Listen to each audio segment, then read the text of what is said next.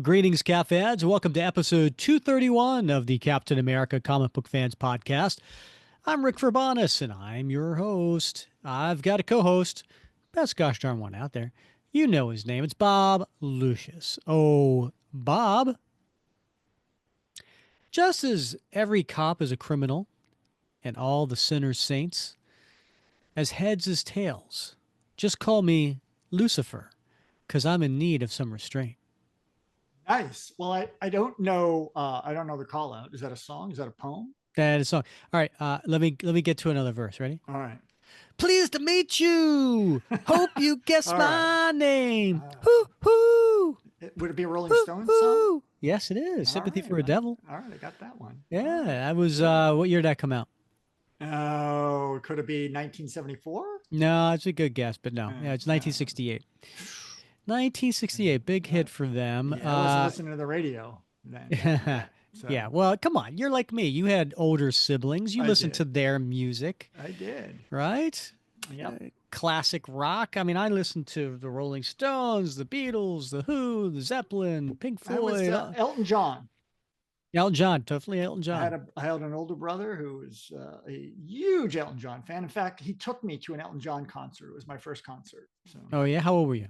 oh gosh, I had to have been 13, Okay, 13 maybe.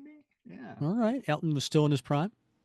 Yeah, it was a great show. I don't know why he did that. Like, I don't know if a date fell through or something, or he was just being nice. Probably. I was thinking about that the other night, actually. I was like, that's like a big thing, you know? Yeah. And And we how old was drove your bro- down. how We how was your brother at the time? Well, he was probably late 20s. Late 20s. You were 13. Yeah. Okay. And we drove down there in his, I'm pretty sure at that time it was still a Trans Am with T-tops. Nice. Yeah. Ooh, So, nice. yeah. I know at some point he traded that in for Firebird Of course he with did. T-tops. Of course. Yeah. So So I did you ever have a car with T-tops? I know I never had I had a convertible, but not T-tops. Oh, you had a convertible. Nice. Yeah. I've never had a convertible. Yeah. So back in the day, I was working for this um, chain of automobile dealers down in Yeah. Atlanta. And one of the perks was you got to drive one of the cars from the lots Mm-hmm. and you paid like a real small monthly fee that basically just covered the insurance. And Nice. you could drive it around for, a few, like a couple thousand miles tops. And then you had to turn it in and get another one. Yeah. And I remember one time I had I guess it was a Chevy Camaro with T-top. Uh-huh. And Nice. I was driving around like a boss, man. Yeah, I bet. I I bet. was. I popped those babies out. And, Oh, those were nice. Those were yeah. nice. Well, I had a Miata, so not quite as boss as a Camaro or a No. Firebird or a Trans Am, but I loved that car. And in Miatas are fact, cool. They're little still. Yeah. so much fun. So My much wife fun. had a Miata. Did Was it she? a stick shift? Yeah, yeah, Yeah, she had a absolutely. stick shift Miata. Loved it. Misses it to this day. Yep, it was a fantastic car, and I bought it from a friend of mine. And when he still had it, it was brand new. We both drove it to San Francisco from Arizona to meet up with some ladies who were flight attendants. And I remember we pulled up to the hotel where we were staying, and we were both wearing like leather jackets and sunglasses. Of And course. this whole group of Japanese tourists came out of the front doors up to the car, and we're like, "Oh, rock and roll star, photo, rock and roll star." Okay. I hope that was exactly how it went. It was No exactly. exaggeration. There's no exaggeration. And Scott and I like looked at each other and just went with it. So get out of the car, posed for pictures with them. I don't know who they thought we were. Yeah. Well, you obviously you were Maverick. He was Goose. Yeah, we were looking good. I have a picture of us sitting in the car with the jackets and the sunglasses. I'll have to send it to you, Rick, because it was. Oh, totally. Send it to me. Yeah, I will post it up during editing. I'll put it up so we can all on that trip. take a look at it. Yeah. Now, speaking of being in cars and driving and Rolling Stones "Sympathy for a Devil," so I had a friend. He had a rule whenever this song came on, because you hear the background, hoo hoo, Right? hoo Yeah. hoo, right? You just want to Yeah. do that, and he was like, if you hoo hoo The rule is you got to hoo hoo every time they hoo hoo the Yeah. entire song. You Can't are be not allowed selective. to just do a few Yeah. hoo hoos. Yeah. And to this day, God, that was, I don't know, 30 some years ago, right? Yeah. Like 35 years ago. I don't know. Yeah. 40 years? No, I Yeah. don't know. Anyway, I'm getting old. But to this day, every time I hear the song, I think of that. That seems a reasonable rule, though. I mean, you're all in or you're not. So, Yeah. Yeah. yeah. Bob, birthdays. So interesting enough, we try to celebrate Captain America creator birthdays. And if you are listening when this comes out, it is Wednesday, March 12th. And it is a few days from now, March 16th, is the birthday of Todd McFarlane. All Now, right. I know what you're thinking. Right. Yeah. What does Todd McFarlane have to do with Captain America? Well, if you remember back in episode 127, we covered the Amazing Spider Man last three issues of the Assassin Nation plot, which had Captain America showing up in the pages of Spider Man. And we covered Amazing Spider Man 323 through 325, which had McFarlane art. And it had that famous Mm-hmm. cover where Cap is on the cover of Amazing Spider-Man. He's kind of holding his shield up, and then Spider-Man's kind of behind him, kind of crouched down, right? Right. Yeah. So famous that McFarlane turned it into kind of like a 1/10 scale figure Yep. not too long ago, right? I've got that. Do Yep. you now? I sure do. In fact, that was the episode that you explained to me the genius of McFarlane's web, Oh yeah, the way he drew webbing. So, yeah. I don't think I had that sound effect, but that's okay. yeah. Okay. Well, I like to add a little extra. Hoo hoo. So happy birthday to the Todd father, Todd McFarlane. Well, Bob, we are going to be covering today part two of the long tail story. So, the second Wednesday of every month, we're doing our long tail story, and we've actually been covering this for a little while because we started with the Secret Empire, and then that rolled right into what we're calling the uh, Nomad storyline, right? Right. So today we're covering Captain America 177, which is part two. And as you pointed out, came out in 1974. Should we get to today's comic? Yeah. Let's do it. All right. So uh, this had the same creative team as last time. So writer Steve Englehart, penciler Sal Buscema, inker Vinnie Coletta, colorist Linda Lessman, letterer Artie Simic, editor Roy Thomas. Now the cover was done by both Gil Kane and John Romita. You know how you could tell it's got Gil Kane art How can you tell, Rick? because he likes to draw characters that have their bottom of their nose exposed. Ah, That interesting. is I a noticed Gil that. Kane. That's a tell. Uh, oh, totally. Yeah. Although I could see Romita did the face on this one. It doesn't look like Gil Kane's face. But I Mhm. totally, the Falcon looks like Gil Kane. Do you want to take the listeners through the cover? Yeah, so it's a pretty nifty cover, right? We got just a beautiful canary yellow background, and we see an image of Cap almost taking up half the cover, but it's in a like a gray tone, right? A little bluish gray, so he's not actually in the scene, but we can tell that his presence, or probably his decision that we covered in the previous issue 176, is looming over this situation in some unspoken way. And then we see Falcon, and he's engaged in combat with another character, and this character is Lucifer. So, who I don't Wait a think we minute. Wait a minute. The yeah. devil? No, not the devil, the other Lucifer. So we've seen Lucifer before. He's been in X-Men and I think in Avengers previously. And he's back. I think he'd been banned for a while, but now he's back, better than ever. And he looks like he's got the upper hand in this fight against Falcon. Falcon doesn't look to be doing too well. It looked like he's about I don't know what he's doing here, quite frankly, but he's either slipped on ice or he's been thrown backward by the force of Lucifer's strike. And Lucifer's hand continues to move around, his right hand anyway, continues to move around and slam against a wall, basically, crumbling the bricks out of the wall with a Mm-hmm. tremendous force. And the title of this on the cover says, "The Falcon Fights Alone." And we've got some text bubbles here, and it says, "Captain America is no more, and you can never stand alone against the sheer raw power of Lucifer." So it begs the question, and the question is printed on this cover: is this Falcon's finest hour or his day of doom? Mm-hmm. Yeah, thanks for taking us through that.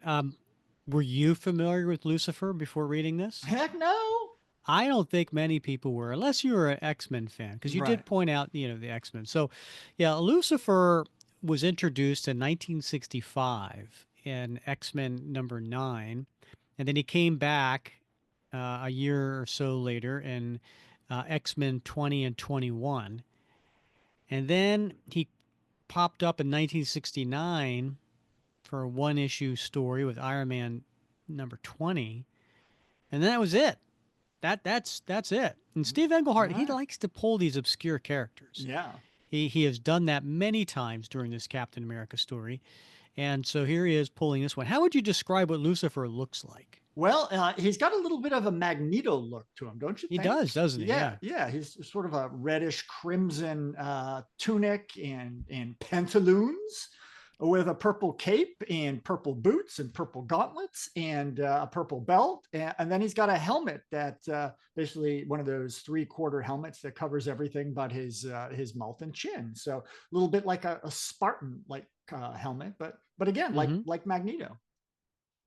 Yeah, and he's got that funky little thing that kind of goes down from his shirt or tunic or whatever that kind of goes down past his crotch, like a little mini skirt. Yeah, right. Yeah, Yeah, yeah. was never a big fan of that look. Well, it's nice about it though is like if you forget to zip your pants, it covers it. So Oh, that's true. No yeah, XYZ going right. on there. It's functional. Yeah. So he is a 6'2", 325-pound male, and I'm sorry. he What was that weight? 325 pounds. Oh, all right. That's a big. He That's a doesn't big look change. heavy, but he's Yeah, dense, dense. Yeah, right? Because yeah. he is from another star system. Right. Yeah. He's not from Earth. All right. He Makes is what sense. they call an alien. Ooh, yeah. In this Yeah. case, most assuredly undocumented. Oh, you think? Yeah. Yeah. All right, better call ICE. Yeah. All right. Let's get to. Oh, and by the way, I didn't mention this, but the cover date was September 1974, but release date June 11th of Hmm. 1974. All right, let me grab my copy from the spinner rack. Man, 25 Hmm, cents too. 25 cents. that's a bargain. It is. It's funny. You think in terms of these, change, right? Denominations, right? And I always think, oh, 25 cents, right? And I think to myself automatically, phone call, Mm. How much right? was a phone call back then, though? Well, you probably 10 cents, right? Mm-hmm. That saying drop a dime on somebody, you stick the dime in. But, in my youth, I remember it was a quarter by then. You had to put a quarter in the Drop a payphone. dime on somebody meant call them? I meant call the police That or something. makes so much more sense than what I thought it meant. I think it means call the police, right? You drop the dime on somebody. I got a tip. Uh-huh. Man, I learned something all the time with you, Bob. It's like, that wouldn't even hurt if you dropped a dime on somebody. I don't know. I was Unless like, you did it from a skyscraper, I guess. drop a dime bag or something. Oh, I don't know. oh all right. I'm not familiar with the street lingo, Rick. So it's a family show. Uh, how about when we had Aaron Paul on Uh-huh. for the movie review that we did the live episode, Mm-hmm. and he talked about street. He said, Rick, you and your hoodies, you have street cred. Yeah. Those are some words I bet you never thought you'd hear Never. in a million years. I'm pretty sure if I'm walking down the street and Yeah. I'm wearing my Captain America hoodie, Yeah. I don't got a whole lot of cred. Hey, you. Oh, sorry, bro. Didn't see the hoodie. It is, yeah, right. But I appreciated that. Thank That you. was That was nice. very, yeah, He's a true gentleman. Yeah, officer and a yeah. gentleman. He's a good guy. Yeah. All right. What's the title to this particular story, Bob? Oh, so Lucifer, be thy name. Hoo-hoo.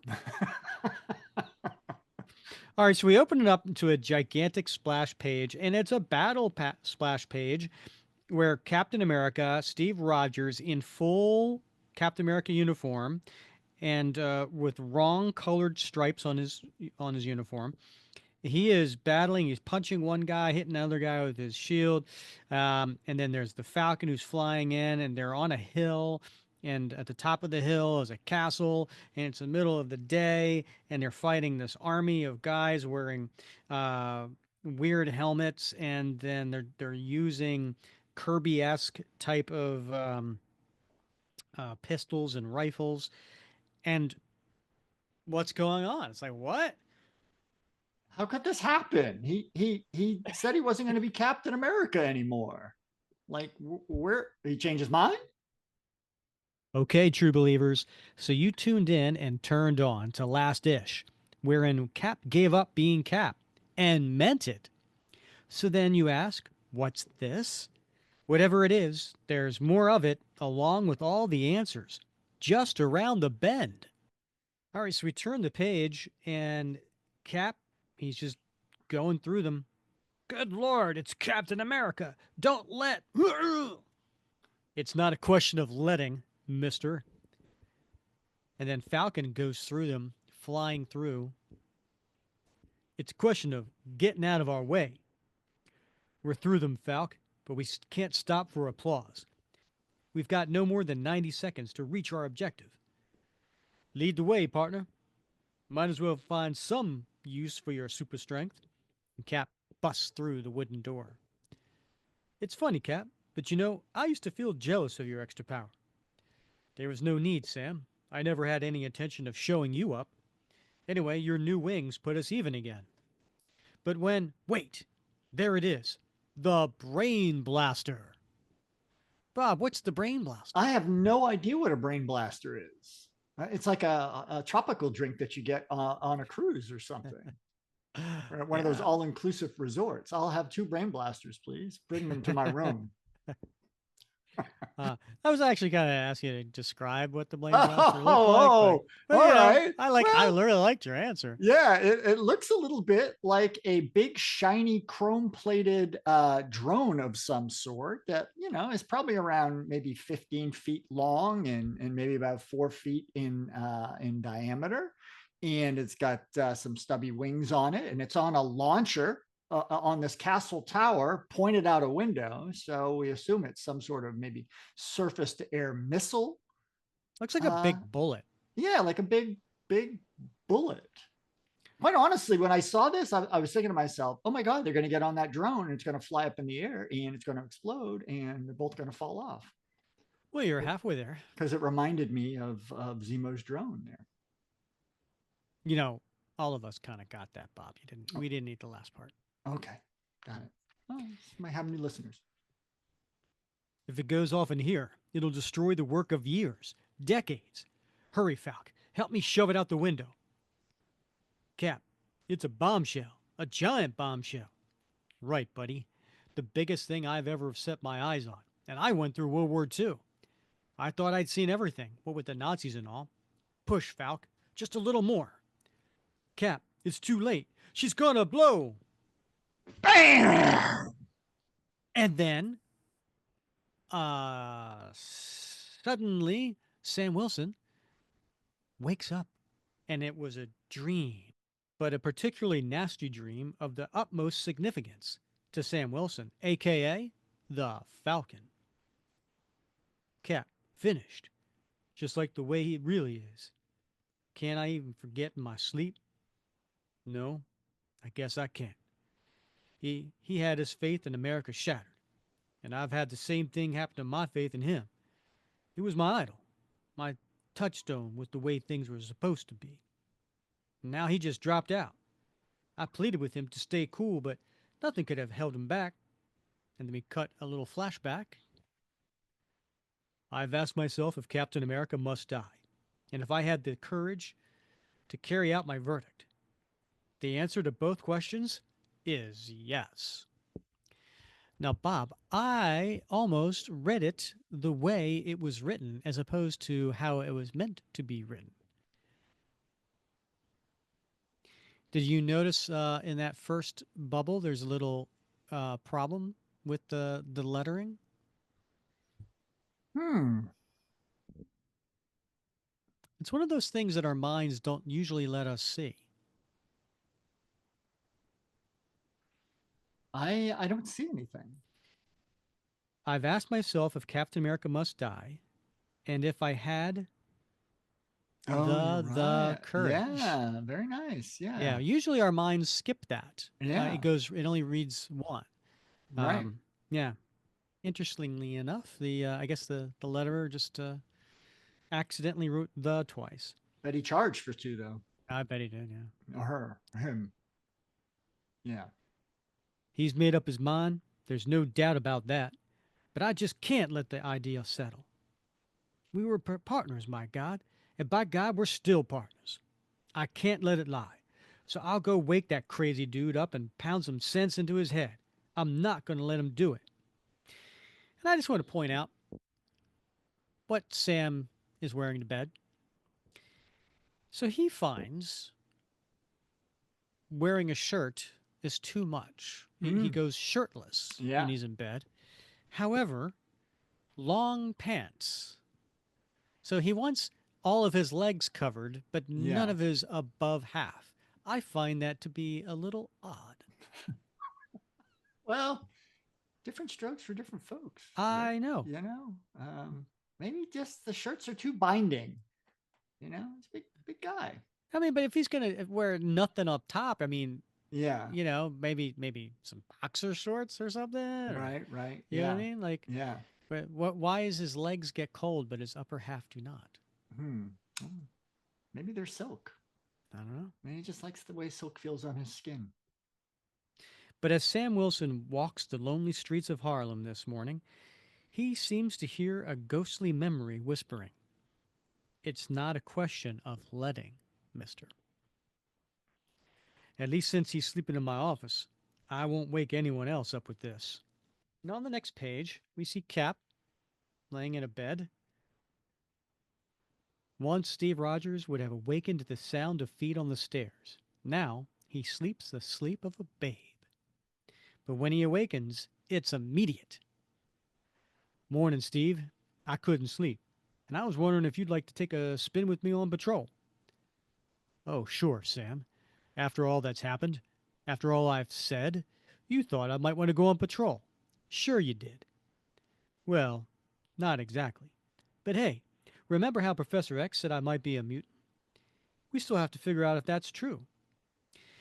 And Bob, I think Yes. I'm on to something here because Steve Rogers also slept with nothing on above and long pants, just like Ah, Sam. yeah. He's got the same matching purple pants, but he's also got a very high end sleeping jacket that Well, I it's not a sleeping jacket. He doesn't sleep in that jacket. He puts well, the no. jacket on when he gets out of bed. Well, I know that's it's. I think it's just called a sleeping jacket. We don't. Fancy people don't call them bathrobes, Rick. They call them sleeping jackets, and they have those fancy velvet collars that he No, seems to wait a be minute, wait a minute. sporting. I remember when Red Skull was walking around with Uh huh. his robe, you called it something else. You called it a smoking jacket. That's a smoking jacket. Yes, that's the you look at what Steve's wearing; it goes down to his knees. The smoking jacket is like a regular sport coat, but you know. No, he had like a robe on, and you said it's not a robe, it's a Oh, smoking really? Well, jacket. then I mistook. I misspoke. A smoking jacket is just a waist length, right? In Is it? neither cases, I feel like Steve has raided Jarvis's wardrobe for this. I think we've stumbled onto something. And back in 1974, that's how Sal Buscema slept. You think this is, it could be he's drawing from his own experience, right? Yeah. Yeah. He's like, all men do this when they go to bed. So Yeah, they I'm wear drawing. pajama bottoms and no shirt. Yeah. Yeah. Yeah. Long pajama bottoms. Well, I'm glad Long he wasn't pajama wearing a bottom white. pants. I'm glad he didn't wear a white beater to bed. Yeah. I'm glad he didn't sleep commando. Comics Code would have an issue with that. We still have to find out if that's true. No, Sam. You have to find out. And then he gets all like indignant and he's yelling here. Captain America doesn't exist anymore. He's a legend of World War II, no longer living. And since he doesn't exist, he doesn't go on patrol. Or have a partner either, I guess. All right, you can play it any way you want, my man, but I've still got a job to do, an example to set. Oh, burn. Sam, look, I'm not quitting in order to spite you. Stuff it, Steve. From now on, the Falcon doesn't have to listen to you. And now Sam's in his Falcon costume. Is it costume? Uniform? What is it? Uniform? You I know, probably should say. I like to call it a uniform. The costume just sounds so casual. Yeah. It sounds like something like cosplayers do. Yeah, right. Not Yeah, the people who not the actually wear it. Yeah. right. Yeah, Yeah. not the real deal. So then he opens up the window about to fly out. You taught me to play the superhero game, so I'm going to play it. And I'm not looking back. Goodbye and good luck, Sam. But the Falcon pointedly stares straight ahead as he perches momentarily on the sill, before leaping and boldly into the warm summer darkness and sailing majestically away. Sam.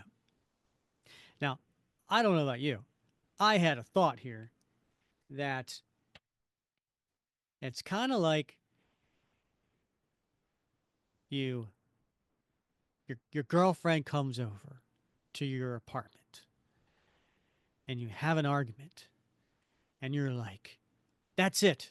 We're through." And then you leave your own apartment and you slam the door and you're just like, "Dang it." Dang it. Right? Yeah. Right? I think that's what Sam just did there, right? He's Yeah. leaving his own his own Stormed out of place his own and office. he's sitting on the sill and he Yeah. hasn't quite left. He's like, "Man, Oh. I hope he's not here when I come back." Is this the way it's going to be now? Follow my conscience and lose my friends? Lose everything except my self respect? Lord, I hope not. Only time will tell, Steve Rogers. Time in which you must learn to be only Steve Rogers. And the Falcon learns to fly only with his other partner, Red Wing.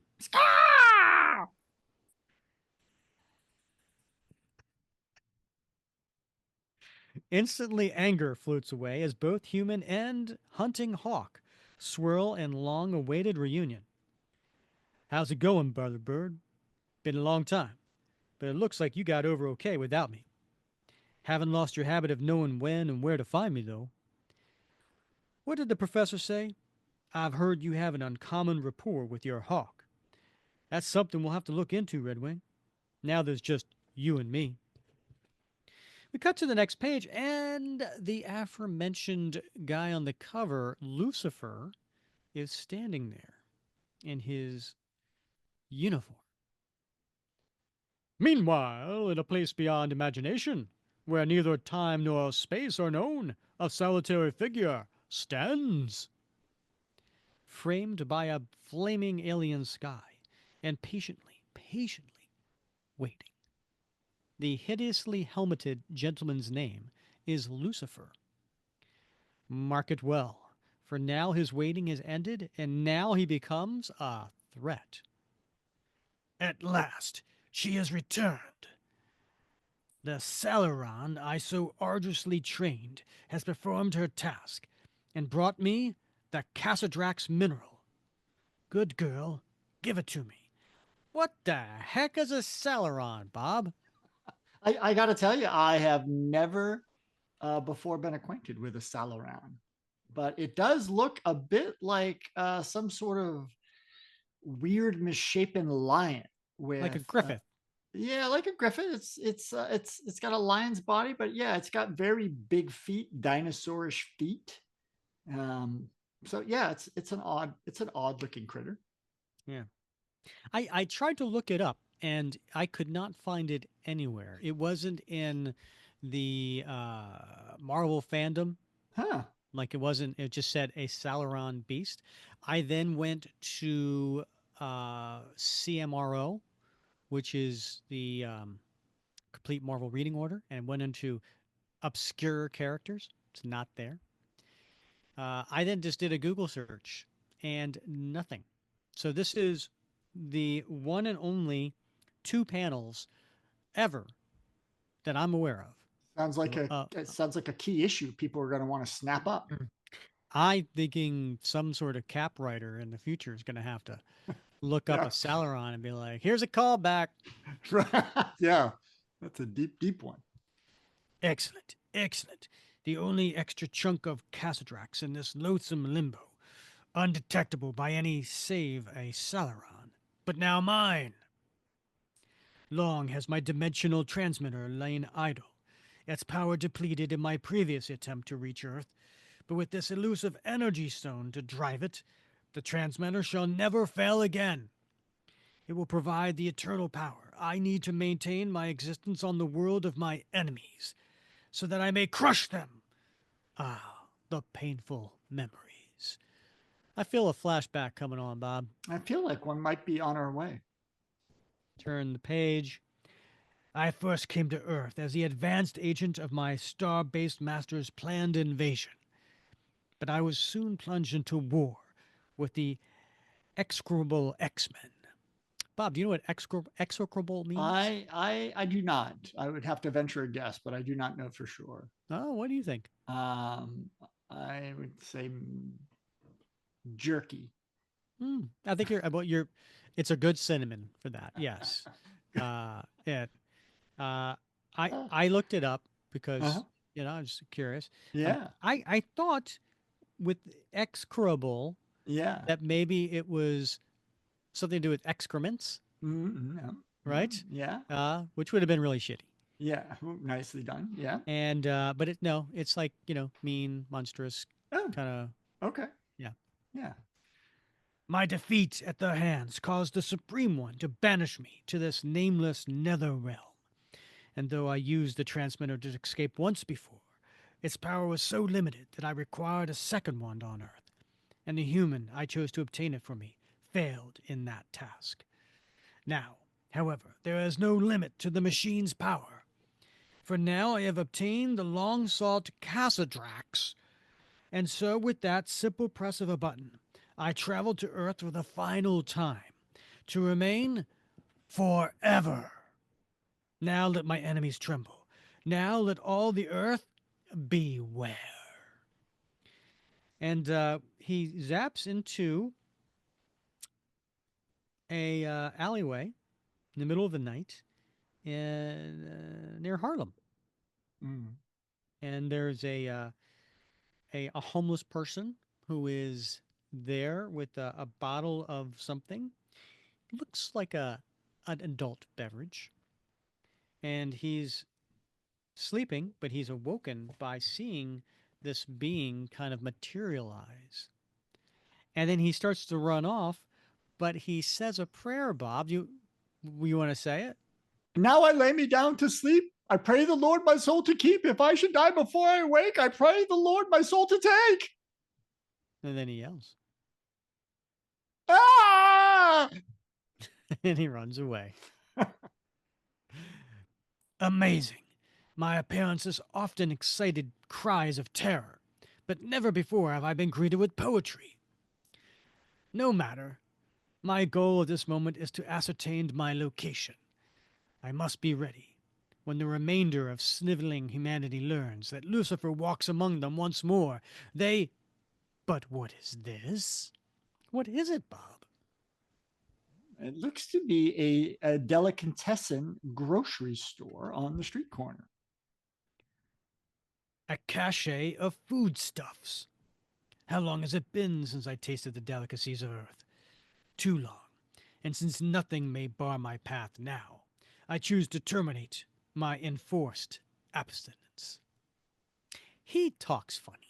It does. This is turning into what appears to be a Hostess pie I thought the advertisement. same thing. I totally thought the Did you? same thing. I was like, this page is going to be a Hostess Pie ad. Yeah, 100%. has all the hallmarks. It really does. The corny language. Yeah, you name it.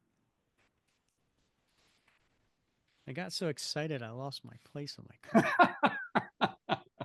Especially in this next panel, the way he's holding the two things. It looks like he's like holding a Hostess Twinkie It and does. Yeah. yeah. Ah, delicious. Now, wait a minute, Marvelite.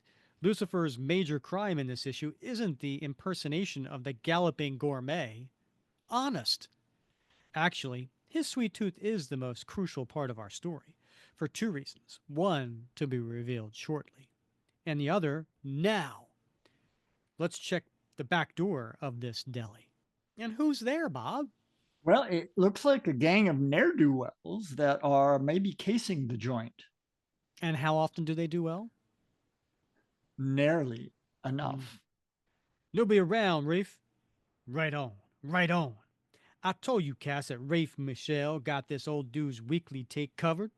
He'll be mighty surprised in the morning.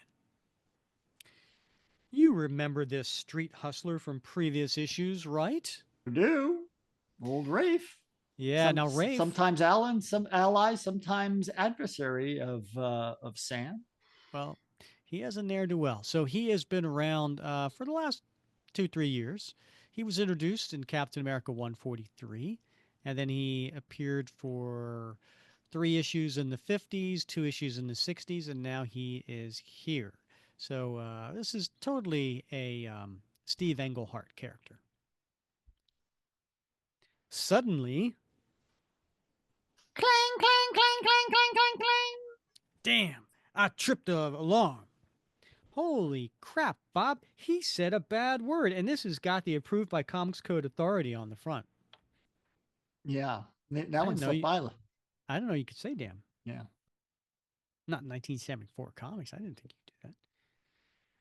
Behind them, at the other end of the miserable alley in which these would be bandits abruptly freeze, a police whistle skirls and running feet clatter across the littered pavement. All of a sudden, this night's adventure has a very sour taste to it. Inside, quick! Rafe, we can't hide in the deli. Nobody's asking you to hide, small timer. We're busting out the front while the man's working on the. Hold it! There's somebody in here. Rafe, look at him.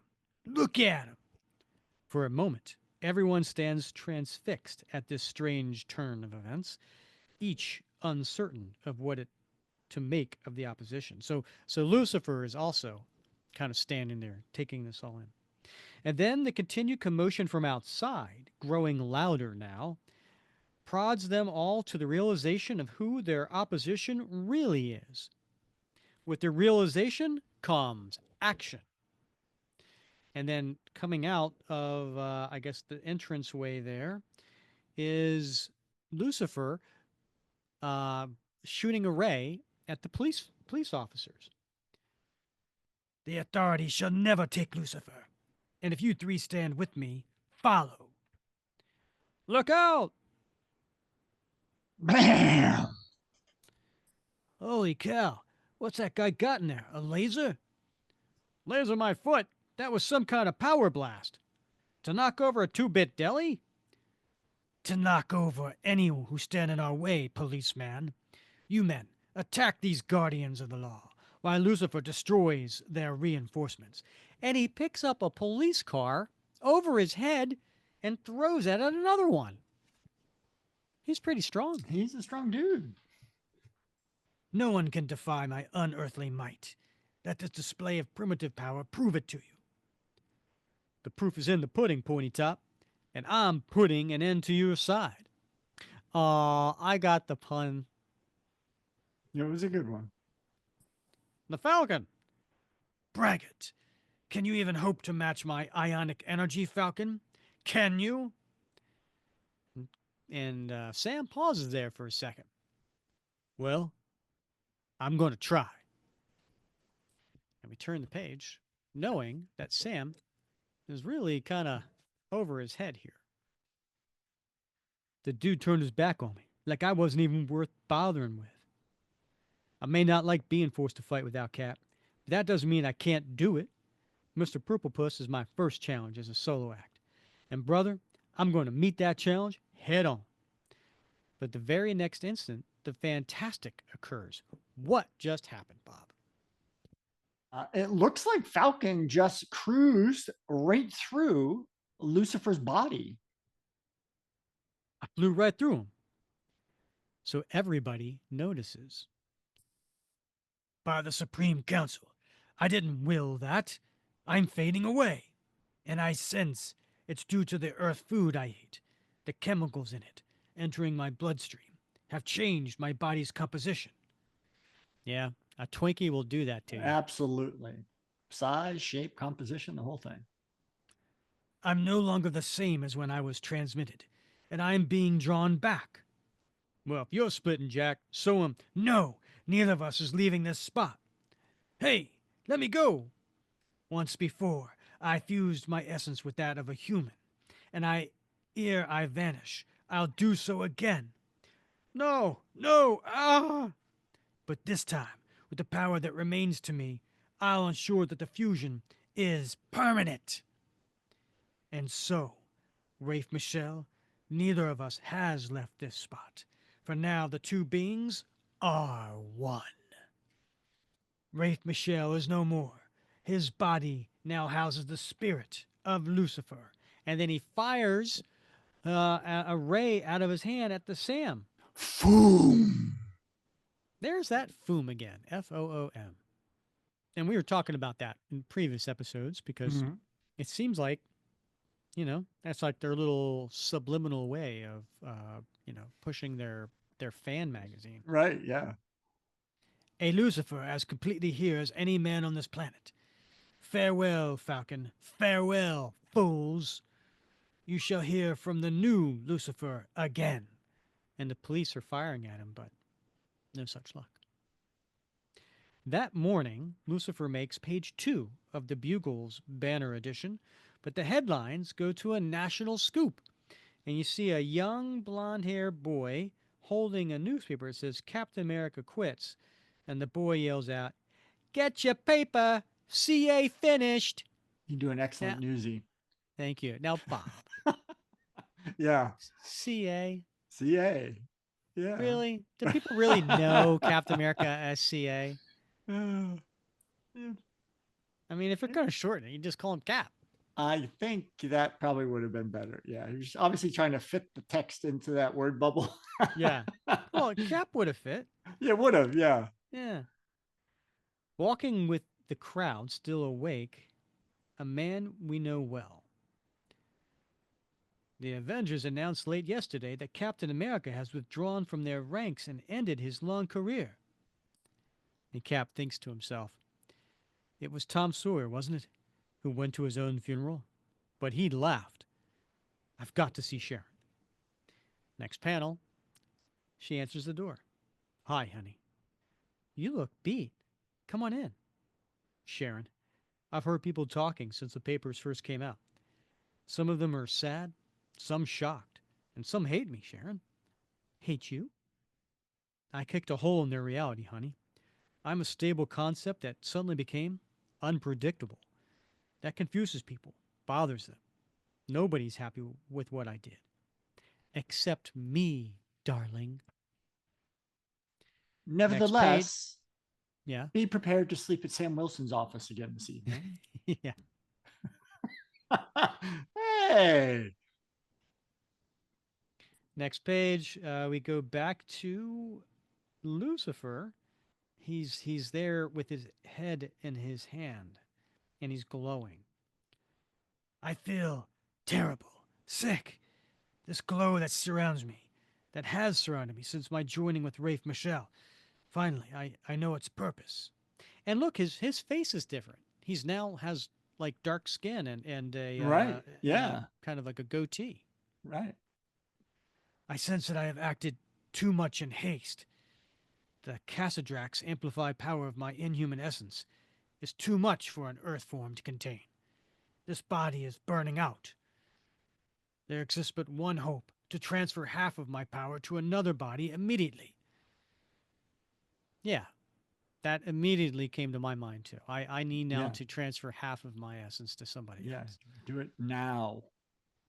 And I sense a perfect body in this building. Oh, okay. That works out too. Convenience. For Lucifer, nothing more need be said. And he busts into this correctional center, and he takes short work of the police officers, the guards. Lucifer is my name, and it shall be that of the human whose inner thoughts call out to my unearthly consciousness. The prisoner called Ares. Now, who's Ares, Bob? Well, this is one of the 12 members of the Zodiac cartel, but this is the second one, I believe. What's his name? Like Grover Maynard or something like that. And this guy hasn't been around very long. He only took over as Ares like less than a year ago, I think, when this story came out. Yeah, you're so close. It's Grover Raymond. Raymond Maynard. Yeah, okay. Grover. Raymond. Grover? Yeah. Grover Raymond. Yeah. All right. Yes, and he did. He appeared first in Avengers 120. So he was in a three-part story: 120, 121, 122. Apparently, ended with him being incarcerated. Yeah. I think I had President Maynard Fillmore on my mind.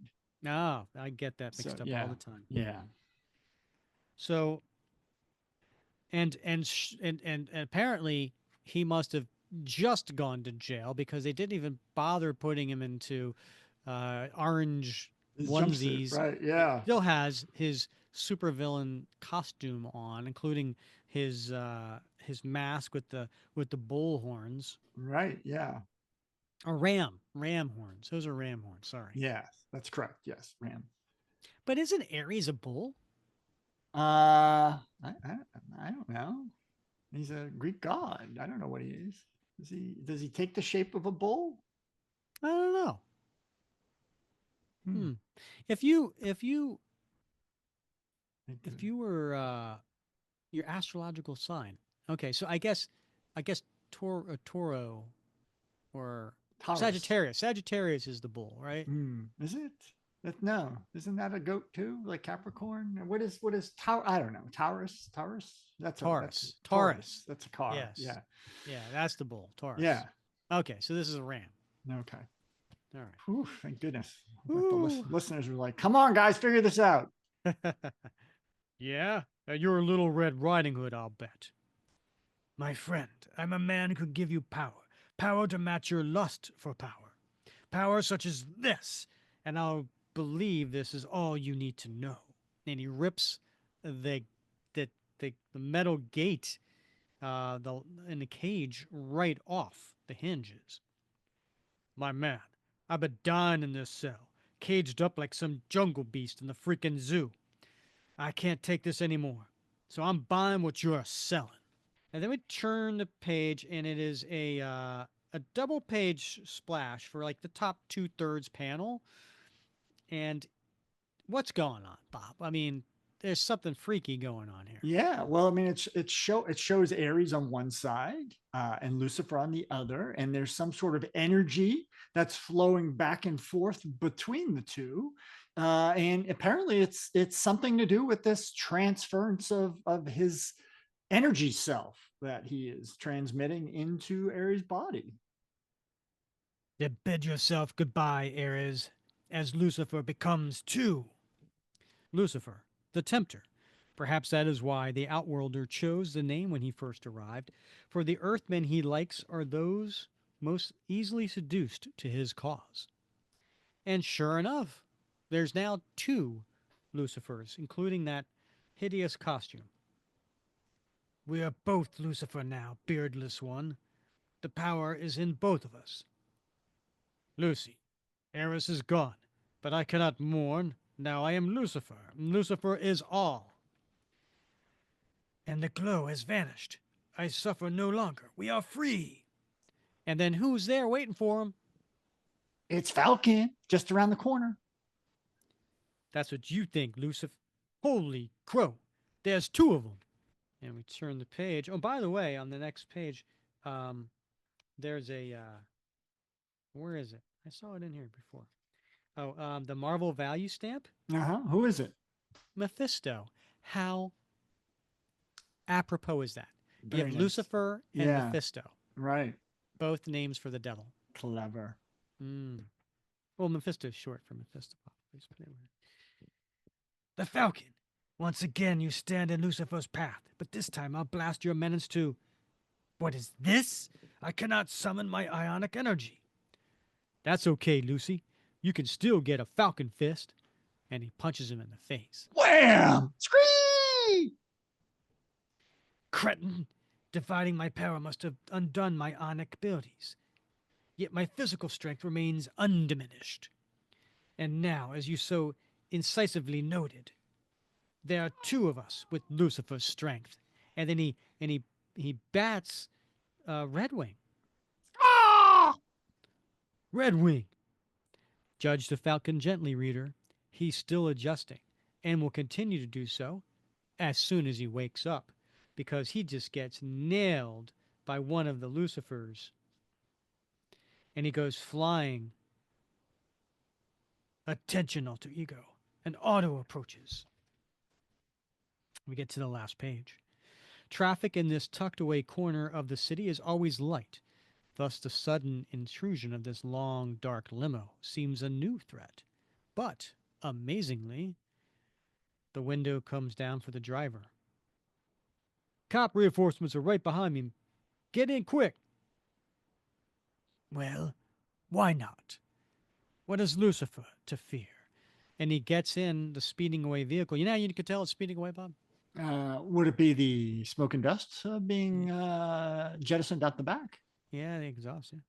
And now to make our tale complete, look who's happened by. It's Steve.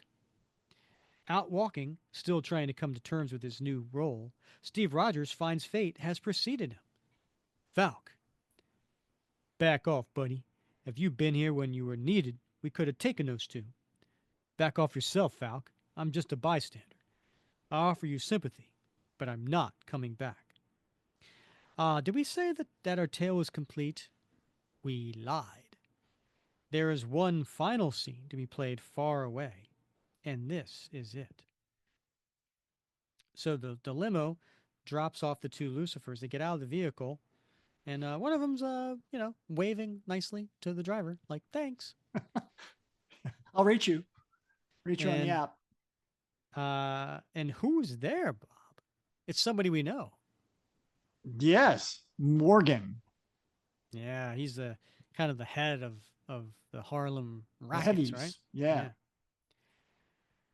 What is this place? Why have we been brought here, and by whom? You can thank me for that. My name is Morgan. I'm a businessman, and my business is running the rackets in Harlem. Once I heard of your exploits last night, I knew I had a business proposition for you. It's quite simple, really. Find a way that it can't be tied to me, and kill the Falcon. More on Captain America, or lack of same, and the terrible consequences if the Falcon falls. Dun dun dun. Well, hot dog. All right, Bob, what are your immediate thoughts on this particular issue? Woo. Well, it's a little upsetting.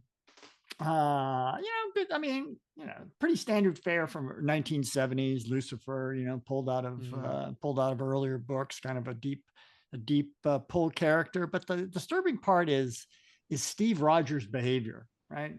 I think that's mm, that's the elephant in the room. mm-hmm, He's just very short tempered with his buddy and his pal and his partner. mm-hmm, And part of that obviously can be explained away. He's having a difficult time processing this. So, and Sam's not being the most understanding and accepting friend either. So mm-hmm. they're both setting themselves up for conflict here.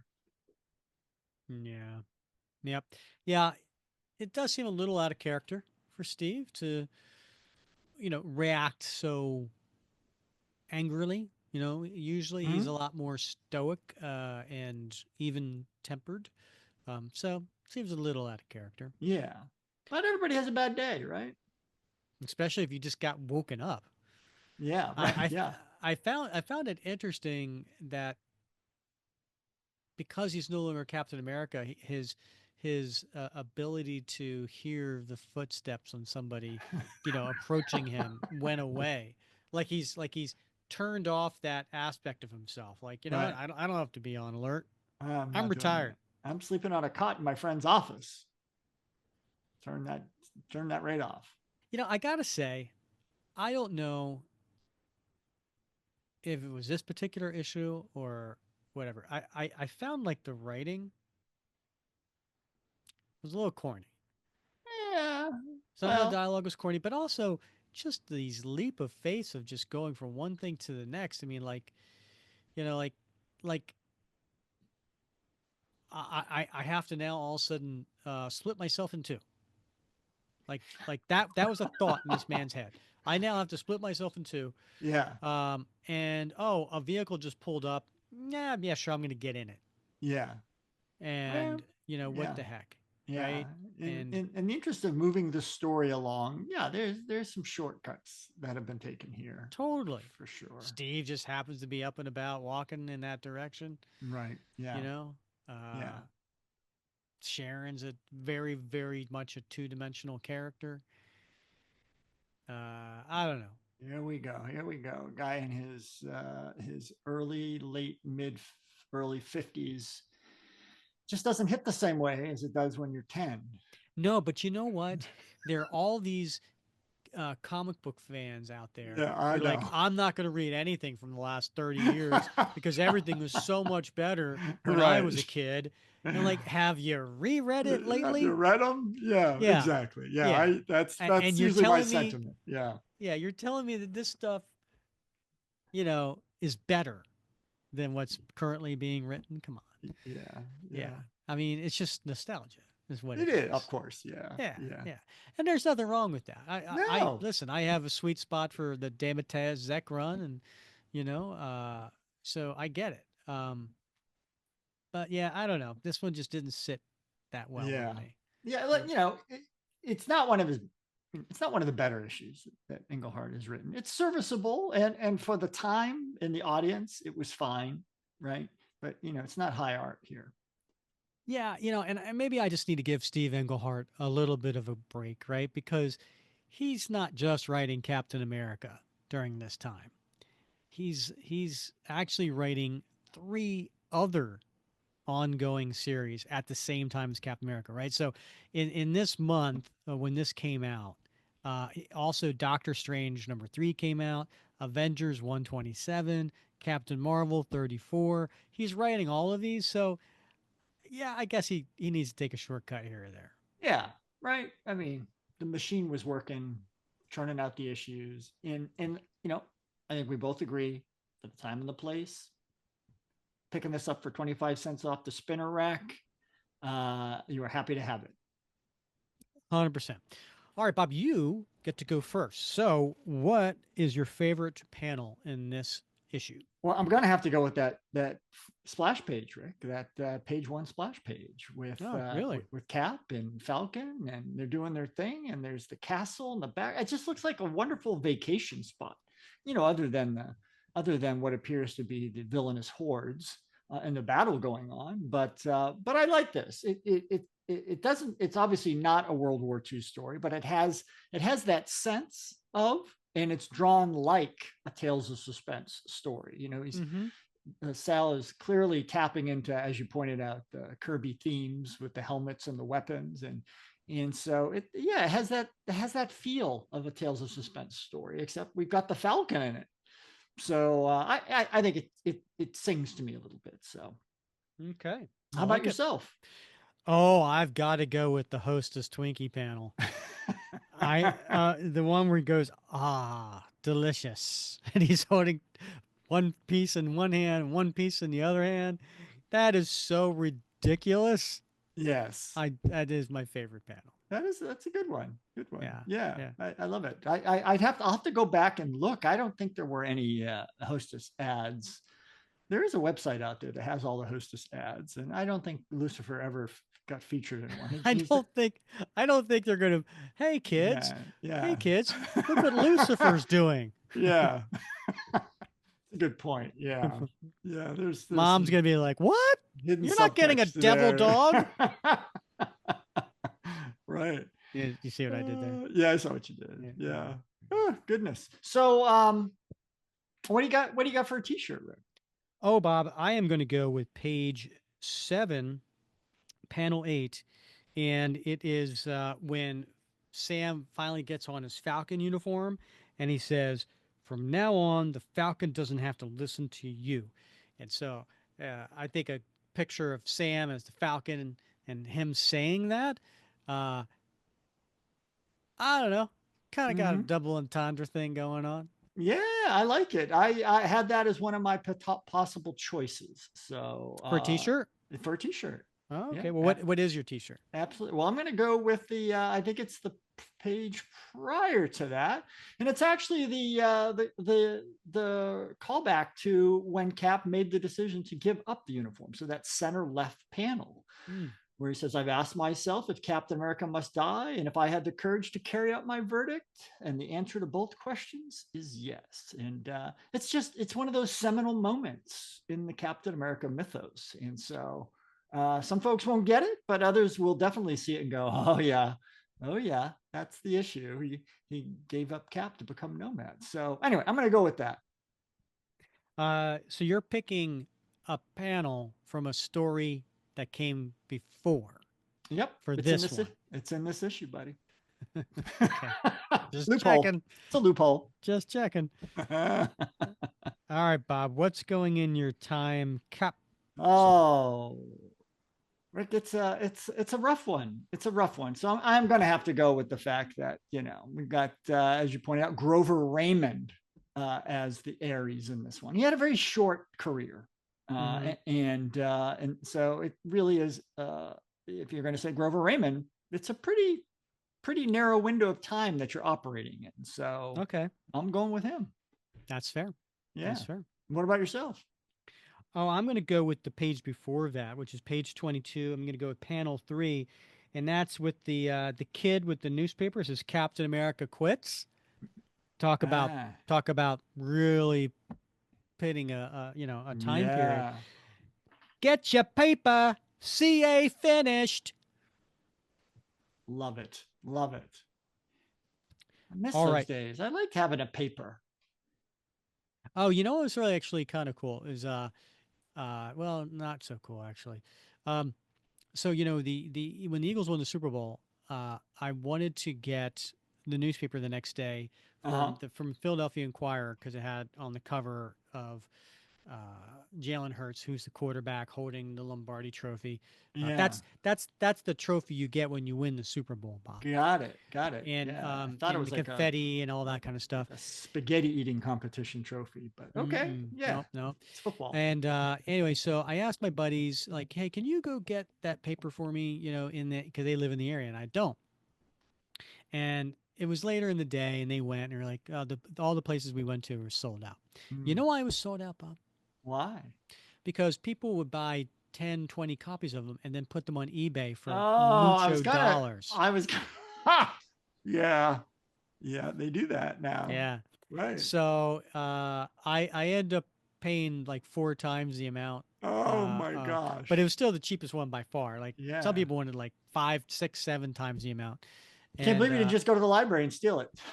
Whatever. could. But Yeah. anyway, I got it back from the framers today, so I Oh, have it put up on the wall. wow. But I have all this other newspaper to read, Yeah. so I Yeah. will be in my copious amounts of free time Yeah. try to take a few articles here and there. I do. I like a good old fashioned readable newspaper. Even the ads, man. Getting the ink on your fingers, all that stuff. Miss that. All right, so Bob, so all our listeners should know. Again, you want the next part of the story? Come back the second week of April and we will do Captain America 178. And if you missed 176, shame on you. That was episode 227. You know, the one that I said 227, the one Bob Had no Getting, idea what I was talking getting longer and longer. Yeah. about. Yeah. It's like pretty soon it's gonna be like a phone number you're reading off. So, Bob, next episode, I believe we're once again checking off something from your bucket list, Bob. Ooh, what is that? We're going to do the one shot Captain America comic that came out in the year 2000, 25 years ago. Mm, Doesn't that just make you creep out? Like, like when I really hear does. 2000, I'm like, oh, that's not that long ago. No, it's 25 years. Yeah, right. Yeah. I know, right? We're going to do the one shot called Defender of Freedom. And it's a Yes. really cool story because I think it's written by Peter David, but it's done in the style of written by Steve Rogers. Right. Because he was a comic book artist. Yeah. So So come back next episode and we will do that panel by panel. that's awesome. Good. Looking forward to that. All right, Bob. As always, it's been fun wrapping cap with you. It has indeed. I can't wait till next week. He's Bob Lucius. I'm Rick Verbonis. And if you don't mind, please rate, review, and subscribe wherever you listen. If you're on YouTube, smash that thumbs up button. We appreciate that. Leave a comment. If you are on Apple, it's been a while since we've gotten a 5-star review. Would love to read that on the air. And of course, we always love seeing your comments in the Facebook group as well.